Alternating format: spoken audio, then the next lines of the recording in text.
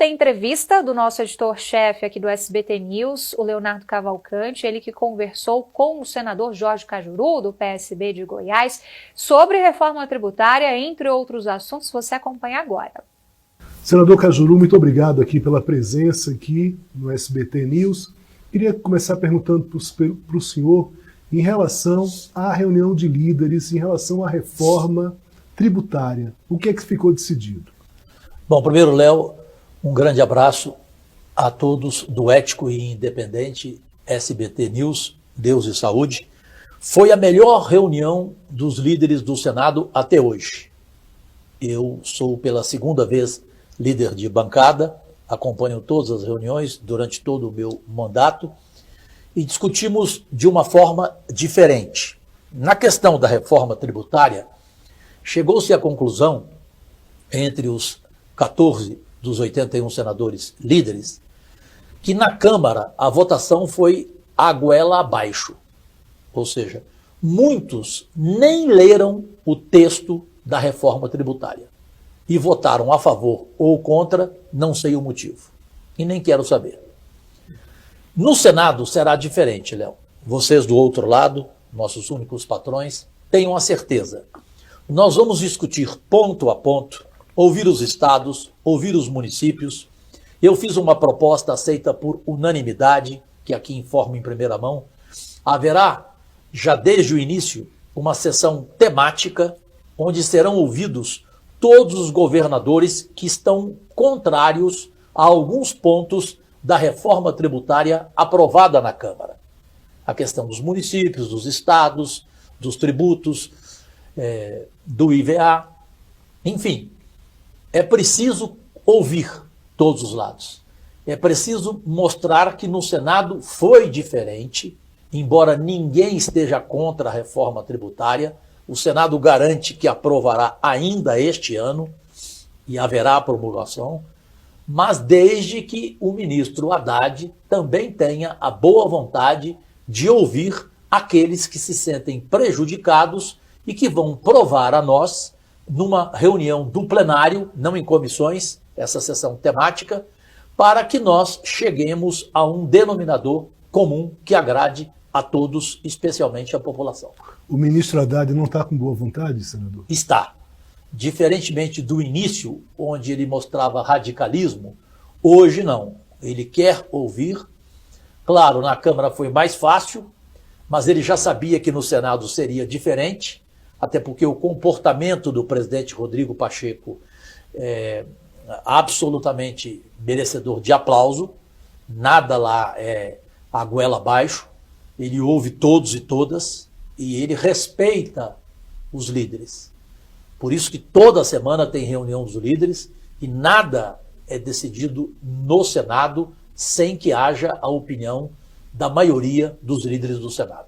Os senhores também decidiram um projeto específico para drogas, meio que para não ficar a reboque do Supremo, é isso? Isso. Léo, só para concluir em relação à reforma tributária, teremos também audiências públicas. Certo. Não só ouviremos os governadores, perfeito? E passaremos pela comissão da CAI, depois a CCJ e, por fim, o plenário, o que não aconteceu na Câmara, que não ouviu nenhuma comissão. Sobre essa pergunta, ela é importante porque o presidente Rodrigo Pacheco deu uma demonstração ao Brasil do bem, da sua independência, da sua postura ética, onde ele criticou o Supremo Tribunal Federal pela sua posição em relação ao uso de drogas no Brasil. O Brasil não vai virar uma Holanda piorada. O Senado não vai aceitar. E já vai entrar na semana que vem com a sua posição, já que o Supremo Tribunal Federal passou por cima de lei já aprovada no Congresso Nacional. Então, o Brasil não pode liberar o uso de drogas para quem quiser, 60 gramas para cada um. E de quem que esse cidadão vai comprar as drogas? Do traficante. Ou seja, o que o Supremo quer fazer é, de repente, canonizar um Fernandinho Beiramar. Você vai comprar droga de gente como ele. Isso não pode acontecer. Há países sérios onde você compra a droga, no caso a maconha, para ficar claro, em lojas específicas, com documentação sua, onde você faz um cadastro é proibido de usar publicamente, você só pode usar na sua casa, na sua intimidade. Porque do jeito que está hoje, Léo, daqui a pouco um deputado na Câmara, um senador no Senado, no plenário, ele pode entrar durante a sessão e ficar fumando maconha. Então tem limites. E o Senado resolveu entrar nessa briga por decisão do presidente Rodrigo Pacheco, com apoio unânime de todos os líderes. Vocês estão querendo, então, regular, de fato, esse tema. Regular de fato. Não é necessariamente proibir de cabo a rabo, mas é ter a regulação. E ter uma votação. Se vai proibir ou não, vamos respeitar o voto de cada um. Agora, a regulamentação ela tem que haver e não pode ter essa liberação geral. Do jeito que está hoje, liberou geral, faça o que quiser, pronto, acabou. O Brasil virou uma Holanda piorada, repito.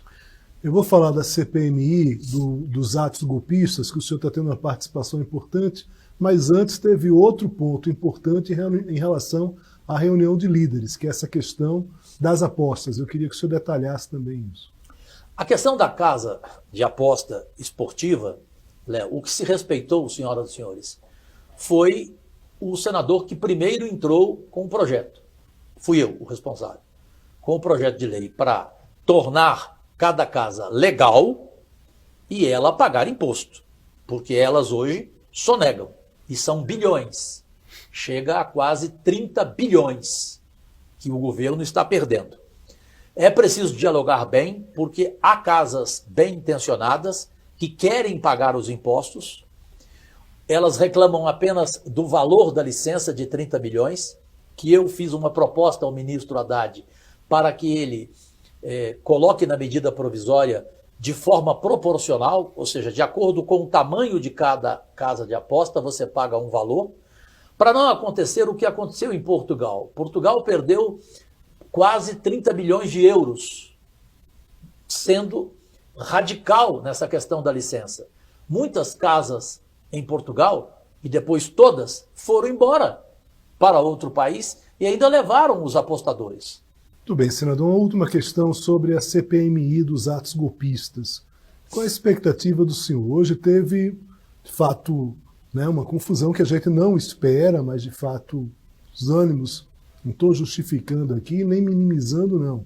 As pessoas que se excederam têm que responder pelos excessos. Claro. Agora, de qualquer forma, qual é a expectativa do senhor em relação aos trabalhos da CPMI? Não, eu vou ser direto porque eu já falei isso com os meus colegas da CPMI, da qual faço parte, como líder da bancada do PSB. Eu tenho o maior respeito por cada um. Todo senador bolsonarista tem a melhor relação comigo, alguns pessoal, de irem na minha casa toda quarta-feira, de jantar. Eu não sei debochar da opinião de ninguém, eu fico calado, ouço a opinião de todos, democraticamente. Nunca vou baixar o nível e, infelizmente, isso está acontecendo. Hoje, o SBT News já deve ter mostrado o que aconteceu com a ótima deputada e ex-correita Jandira Fegali. Ela foi desrespeitada e não é por aí. Ela tem o direito de apresentar um requerimento pedindo a quebra de sigilo bancário de quem ela quiser. Eu, por exemplo, não pediria a quebra de sigilo bancário da ex-primeira-dama Michele Bolsonaro. Eu não faria isso. Eu preferi pedir, e consegui no COAF, a quebra de sigilo bancário do Mauro Cid, que era o ajudante de ordens do ex-presidente da República, Jair Bolsonaro, que, para mim, a palavra tem que ser trocada. Ele não era ajudante de ordens, ele era comandante de ordens.